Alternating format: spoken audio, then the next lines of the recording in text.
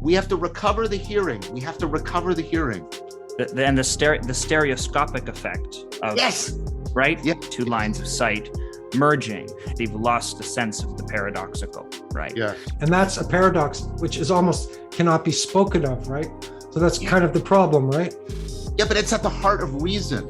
Self-transcendence is at the heart of rationality.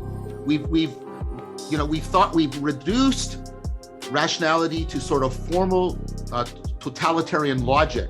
We've got this formal system but we know that's impossible. Gödel, no such system can be complete and consistent, right? Reason is inherently self-transcending. It's what allows you to move from one logic to another, from one narrative to another, from one symbol to another, right? Self-transcendence is at the heart.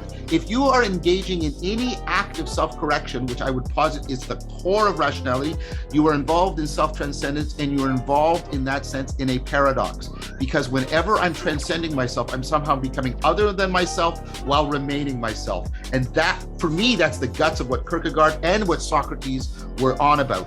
And we can't hear that anymore. And Chris is right. Not only do we not hear it in the secular world, it's getting hard to hear it within the religious world. And this is a way in which I deeply identify with Socrates. Socrates wasn't at home anywhere. And not to be in any way arrogant or identifying, that's how Jesus described himself. Yeah, and that's the meaning of Buddhist refuge, is you make a vow to be homeless. And that's what Jordan and I were trying to talk about being passers-by.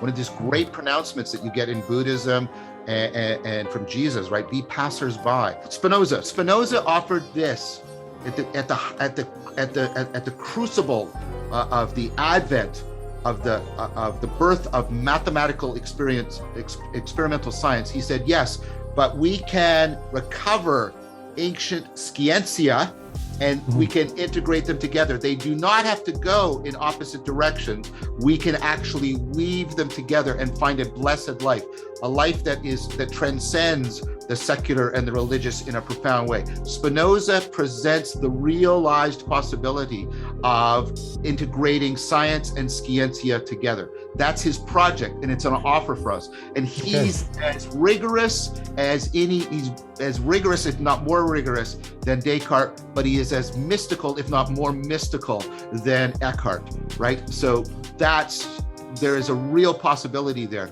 There's a reason why the academic world is turning to Spinoza. I think this is there's a glowing recognition of his pertinence for our situation right now. I'm not saying again that we can just become Spinozist. That's not what I'm saying, but I'm saying we can learn from him in a way we need to right now.